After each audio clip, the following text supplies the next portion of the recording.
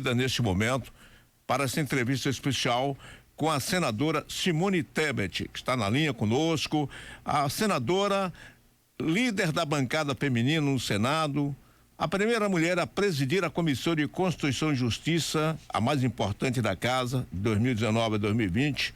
Também foi a primeira mulher a liderar a bancada do MDB no Senado em 2018. A primeira mulher a concorrer à presidência do Congresso Nacional em 2021. E no início do seu mandato como senadora foi eleita presidente da Comissão Mista de Combate à Violência da Mulher 2015 a 2016. A senadora Simone iniciou sua trajetória política em 2002 como deputada estadual pelo MDB, seu único partido até hoje. Depois eleita prefeita da sua cidade natal, Três Lagoas, por 2 vezes. Foi vice-governadora quando exerceu a função de secretária de governo e iniciou o mandato do Senado Federal em 2015. E no Congresso tem se destacado pela sua capacidade de articulação e pela sua competência técnica como jurista. Tem sido conhecida pelo DIAP entre os 100 cabeças do Congresso Nacional. E há 5 anos seguidos, 2017 a 2021, é campeã do prêmio Congresso em Foco, 2018, 19 e 21, selecionada pelo júri especializado, o mais importante da premiação, com a melhor do Senado. Em 2021, eleita também, ficou em primeiro lugar na avaliação dos jornalistas que cobrem o Congresso Nacional. Essa é a nossa entrevistada. Um currículo muito rico na política, portanto, um nome que se prepara agora para a presidência da República como pré-candidata. Bom dia, senadora Simone Tebet. Bom dia, Dilson. Permita-me, em seu nome, cumprimentar todos os seus ouvintes. Bom dia, Feira. Cumprimentar em nome do prefeito, Colbert Martins, toda a população de Feira de Santana, região, Amargosa, Canaveiras, enfim. É um prazer muito grande falar com esse povo tão valoroso e maravilhoso como o povo baiano através do seu programa. Senadora, nós estamos aqui na Rede Baiana de Rádio neste momento, né? Também com repercussão que vai para a Rádio Sociedade de Feira de Santana, essa sua entrevista. E a pergunta, o motivo, a motivação que leva a senhora a enfrentar agora uma campanha no Executivo para a presidência da República? Obrigada, Dilson, pela pergunta. Eu acho que é o motivo porque o MDB, de alguma forma, que sempre foi um partido que deu sustentação aos governos, né? Um partido de parlamento nesses 30 anos, resolveu lançar uma candidatura à presidência da República. E o motivo não podia ser outro a não ser o fato de estarmos diante de um verdadeiro retrocesso civilizatório, ameaças à democracia, às instituições, uma desarmonia entre os poderes, levando não só um retrocesso civilizatório nessa pauta de costumes, mas especialmente atingindo muito fortemente toda a população brasileira, a economia brasileira. Se nós fizermos uma retrospectiva muito rápida, fora o regime de exceção de ditadura, nós nunca vimos uma crise como essa, porque é crise no plural, né? Não é uma crise só, não é uma crise política ou institucional, é uma crise econômica, é uma crise social, é uma crise de valores, que está levando o Brasil novamente ao mapa da fome, está levando o Brasil novamente a vermos crianças, e com todo respeito ao comentarista que acabou de me anteceder, crianças de 6, 7 anos, 40% delas para o analfabetismo, depois já temos quase que vencido, de alguma forma, praticamente vencido esse atraso. E aí, com todo respeito, isso não se deve ao fato de termos ficado em casa, mas temos um desgoverno que não soube conduzir o processo da pandemia e atrasou a vacina para que pudéssemos voltar a trabalhar o mais rápido possível. Então, diante disso, diante de todo esse cenário, o MDB, que lá atrás foi o grande baluarte, que abriu as portas, que lutou contra a ditadura e a favor da liberdade, da democracia, novamente se vê nesse processo, sabendo da importância que tem por ser o maior partido do Brasil, que tem o maior número de prefeitos, de vereadores, de filiados, de vice-prefeitos, e é uma das razões porque eu aceitei. A segunda, muito rapidamente, né, diante do fato de termos 52% do eleitorado e da população brasileira feminina, não é possível não termos uma voz feminina para falar do Brasil que queremos e para quem queremos. O fato de ser a única pré-candidata me traz uma responsabilidade muito grande e, obviamente, não tinha como recusar esse convite do meu partido. Senadora, a senhora teve forte atuação na CPI da Covid. Aliás, alguns meses já se passaram e a sociedade ainda não viu os resultados práticos da CPI. O que é que a senhora espera que vai acontecer do resultado final da CPI? Bom, primeiro dizer que esta foi a primeira CPI da qual eu participei, vivenciei e assisti, que não deu em pizza. Há um equívoco quando as pessoas falam assim, a CPI não deu em nada. Primeiro, ela colocou vacina no braço do povo brasileiro.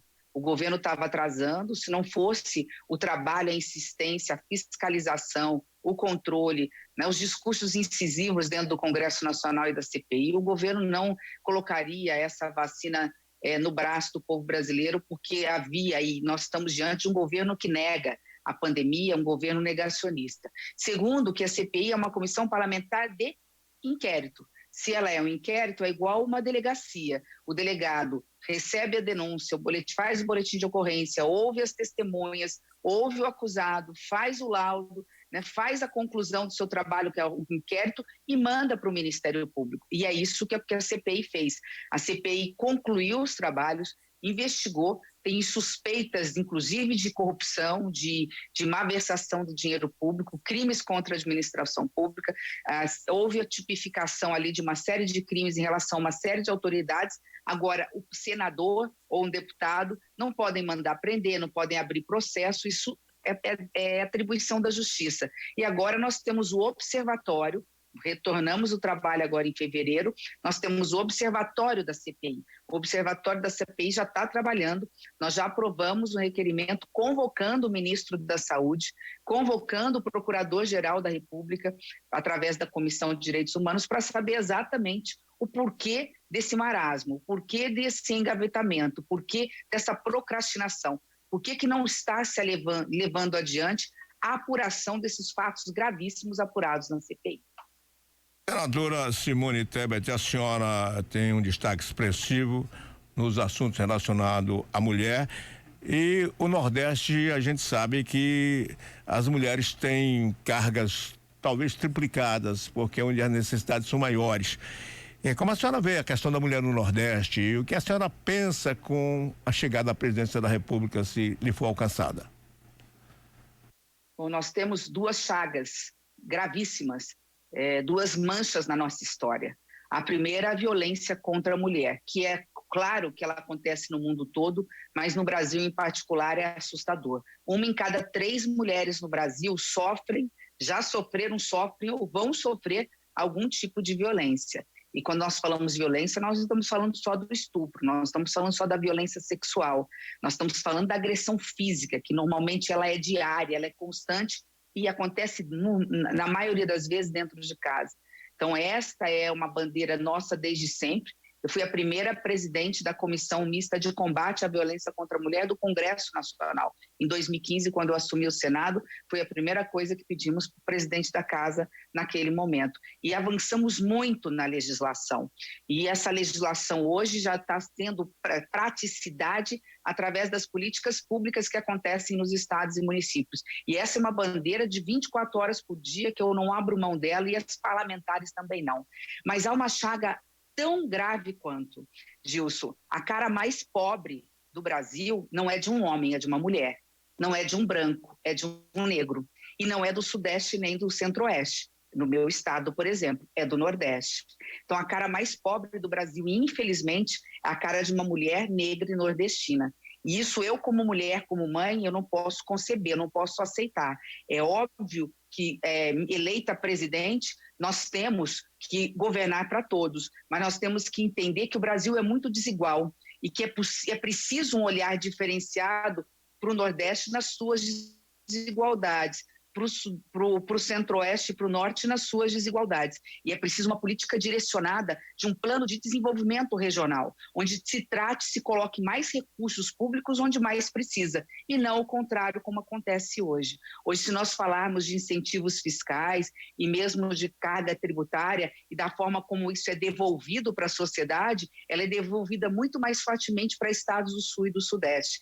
Daí a grande importância, Dilson, da gente ressuscitar o chamado planejamento de desenvolvimento regional, uma política em que nós sabemos e temos um diagnóstico do Brasil, das suas diversidades, das suas potencialidades, e a partir desse diagnóstico nós podemos fazer políticas direcionadas, não só para o Nordeste diferente do Sul, mas para cada estado do Nordeste que também tem as suas particularidades. Então, este é o diferencial, a meu ver, da nossa pré-campanha, da nossa forma de ver o Brasil e da forma como queremos governar, né? Obviamente, isso, se eleito formos dentro do processo eleitoral, que nós não podemos ainda falar, porque neste momento nós só podemos nos posicionar como pré-candidatos e não como candidatos, porque temos que aguardar a convenção. Senadora, quem está lhe ouvindo nesse momento e acompanhando é o prefeito de Feira de Santana, Colbert Filho. Ele está lhe acompanhando e diz que lhe aguarda em Feira de Santana. Qual é o projeto de viagem da senhora aqui para o Nordeste, para a região, especialmente para a Bahia? Ô, Colbert, obrigada. Vamos estar em breve aí. Eu tenho 2 viagens só antes de chegar à Bahia, num compromisso que fiz comigo mesma pela história do que representam para o país. Nós temos 2 ícones hoje da política do MDB, um que está em Pernambuco, o senador Jarbas Vasconcelos, e outro que está no Rio Grande do Sul, que é o senador Pedro Simão. São daqueles MDBistas históricos que fizeram e fazem história até hoje do Brasil, defenderam a democracia contra a ditadura e as liberdades. Então estaremos em breve no Rio Grande do Sul e Pernambuco, em seguida estaremos na Bahia, começando por Feira de Santana. Senadora, a educação no Brasil sempre foi o calcanhar de Aquiles. O mundo todo saiu das crises, né? Os países que tiveram guerras, através da educação. E o Brasil continua patinando numa educação que não evolui dentro dos princípios mundiais. O que é que a senhora pensa sobre a educação no Brasil, se a senhora for presidente da República? Eu comecei a minha vida política, vamos dizer, em sala de aula. Dei aula 12 anos nas universidades. Eu falo que eu estou política, mas eu sou professora. Essa é a minha vocação.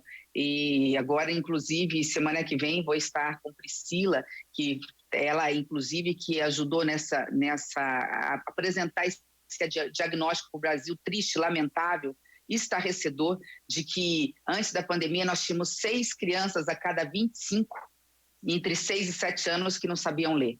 Agora, nós somos 10, já são 10 crianças entre 6 e 7 anos que não estão alfabetizadas no universo de 25, ou seja, quase 50%.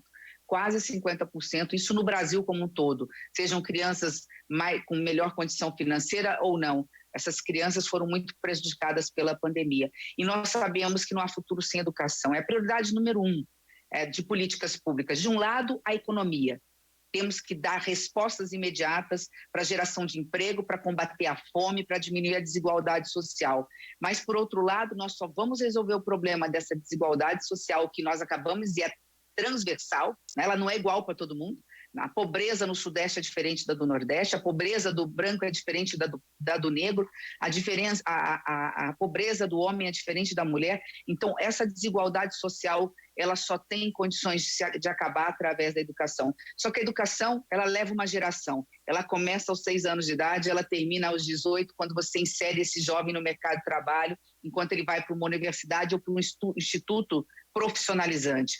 Nesse meio tempo, logo no primeiro dia, é preciso estancar e tirar o Brasil do mapa da fome. E para isso é preciso ter credibilidade. Quando um governo tem credibilidade, quando ele fala de forma séria, os investidores voltam a investir no Brasil, sejam estrangeiros, sejam nacionais.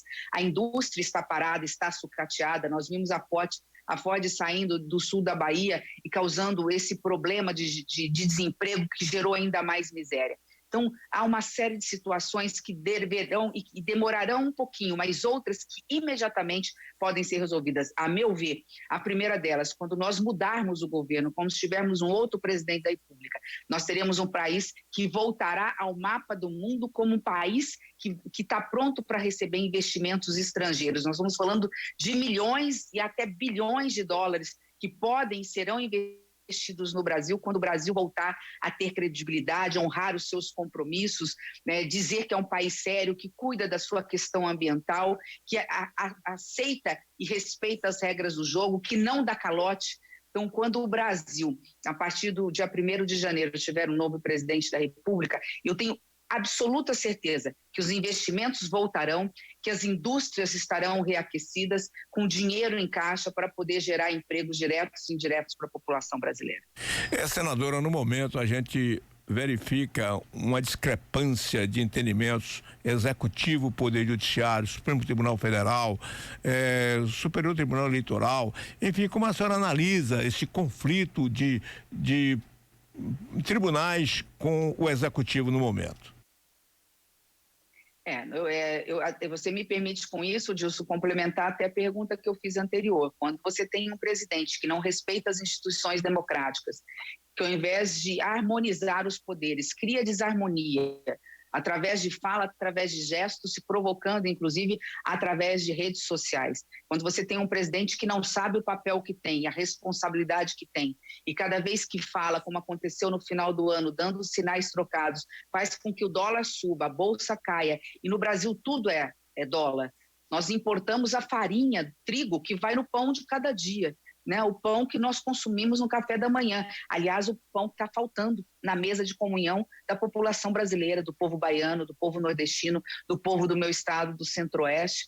Então, quando nós temos um presidente da República que teria que ter a capacidade de harmonizar os poderes, criando crises, você faz com que os outros poderes acabam tendo que reagir. E isso, como eu disse, isso só vai acabar no dia 1º de janeiro do ano que vem, quando nós mudarmos o presidente da República. Aí sim, nós temos condições de sentar à mesa. Recentemente mesmo, nós vimos essa semana, quando foi a reunião que aconteceu entre 2 ministros do Supremo Tribunal Federal, que foram fazer um convite para o presidente da República no Palácio do Planalto para a posse deles no Tribunal Superior Eleitoral, uma reunião que não durou 15 minutos, que durou 10 minutos, uma reunião seca, uma reunião onde, porque na realidade, quando um não quer, o outro não briga, mas também quando um não quer, o outro não consegue manter um diálogo. Você não tem como resolver esse problema, esse conflito institucional, quando você tem um presidente da República que não respeita as instituições. Senadora e pré-candidata, o país vive aí um índice de desemprego bastante alto e ainda se fala em reforma trabalhista. Não sei bem até que ponto essa reforma viria para melhorar o índice de empregabilidade, já que não se conseguiu até agora manter um índice de acordo com as reformas que foram preconizadas. O que a senhora acha sobre essa posição? Bom, a reforma tributária, a gente pode até discutir um outro ponto, e a democracia permite isso. Qualquer projeto no Congresso Nacional tem que ser analisado e discutido. Mas o problema do Brasil não está na reforma tributária, né? O problema do Brasil está na reforma trabalhista. O problema do Brasil está na reforma tributária, que não foi feita e há 30 anos se promete. O problema do Brasil está na carga tributária, não só do trabalhador, mas de quem gera emprego também. E este é o primeiro passo. O primeiro dia de um governo tem que ser entregar no Congresso Nacional a reforma tributária para que o Congresso Nacional possa aprovar. De um lado, nós temos que cortar gastos da máquina pública, que é pesada, é verdade, mas de outro lado, nós temos que criar espaços fiscais para que a reforma tributária permitirá, para que o poder público possa estar investindo no Brasil, mas investindo seriamente em saúde, educação, mesmo em segurança pública, em habitação, que os projetos da Caixa Econômica estão todos paralisados para famílias que ganham até um salário mínimo e meio, mas de outro, a carga tributária vai ter que vir para desburocratizar.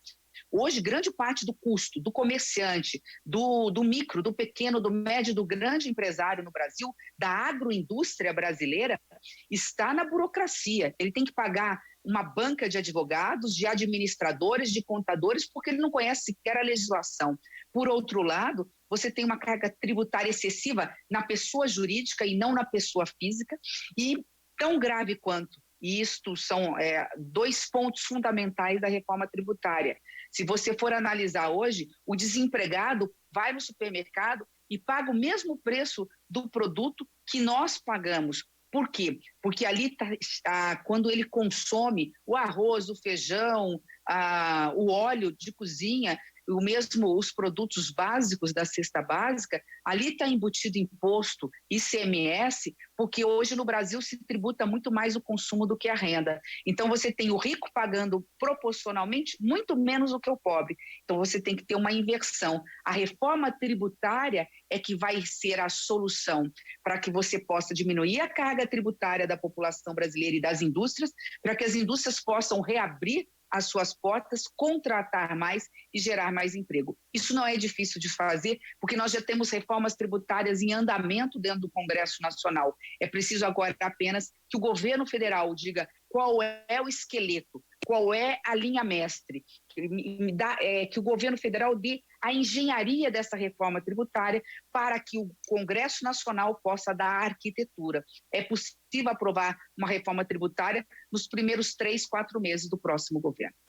Senadora, falando um pouco agora da política regional, a senhora evidentemente deve estar costurando aí os seus acertos políticos com a Bahia, não é? A senhora vai vir à Bahia, como a senhora já falou, a senhora descende de um político experiente, o Ramos Tebet, que foi realmente uma das honras e glórias do nosso Congresso Nacional, já foi presidente do Congresso Nacional. Eu acho que a costura política também faz parte desse momento que a senhora está vivendo. E na Bahia, como vai ficar, senadora? Nós vamos estar conversando com todos os partidos do Centro Democrático. Eu faço parte, eu sou pré-candidata, junto com alguns outros colegas que se colocam como alternativa a uma política, né, que hoje se quer, por parte de alguns, voltar ao passado, e é um passado que não mais queremos ver de novo, e alguns que preferem permanecer com o atual presidente, e diante dessa disputa há uma avenida, há pelo menos 40% dos eleitores brasileiros que não querem nem voltar ao passado e muito menos permanecer no presente. Então, eu faço parte de um conjunto de partidos do Centro Democrático, de uma outra via, de uma outra alternativa para o país. Então, estamos conversando com o PSDB, estamos conversando com Cidadania, estamos conversando com União Brasil, que é DEM, PSL, nós estamos conversando com todos os partidos, não só em nível nacional, como, obviamente, em nível regional, respeitando as posições regionais, isso é o mais importante. A democracia exige, e os partidos democráticos precisam respeitar os diretórios regionais, os diretórios municipais. Mas na Bahia, como você acabou de citar o Colbert, nós temos um grande líder, que é o prefeito de Feira de Santana, que é a maior cidade do interior da Bahia e a grande referência para todos nós. E nós não podemos entrar na Bahia e falar de política na Bahia sem ouvir o Colbert e os nossos companheiros.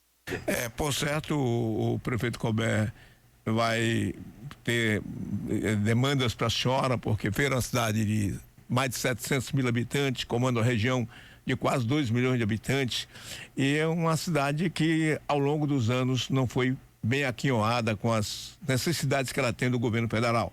Anel de contorno, por exemplo, que entra governo, sai governo, não resolve, aeroporto de Feira, enfim, uma série de obras infraestruturais. Eu espero que a senhora possa ter esse encontro mesmo com o ex-prefeito de uma cidade que é o segundo maior colégio eleitoral também da Bahia, e aguardar a sua presença aqui e agradecer a senhora por essa entrevista que nos concede, seu tempo escasso, e dizer que a senhora pode falar o que desejar nesse momento para a gente concluir essa entrevista. Só agradecer a oportunidade de poder estar conversando com o povo baiano, né? Há algo que me inspira na Bahia, né? Que tem muito a ver com a democracia, esse sincretismo religioso, né? A Bahia é a Bahia de todos os santos. Com isso eu quero dizer que é a Bahia de todos os brasileiros, porque o Brasil não pode ser só de um ou outro brasileiro, tem que ser de todos nós. É por isso que eu faço política, é por isso que eu acredito. Acredito na riqueza do Brasil, e a Bahia é o espelho disso, do que é possível nas potencialidades. Que o povo brasileiro possa não só ter esperança, mas a certeza de que este ano vai ser um ano melhor, de que há saídas para essa crise, e nós vamos o mais rápido possível debelá-la, acabar com ela, seja no Congresso Nacional, agora como senadora da República até o final do ano, seja depois com o próximo presidente da República. Um grande abraço a todos, fiquem todos com Deus, com muita saúde e muita paz. Muito obrigado, a senadora Simone Tebet, a essa entrevista para a Rede Baiana de Rádio aqui na Bahia.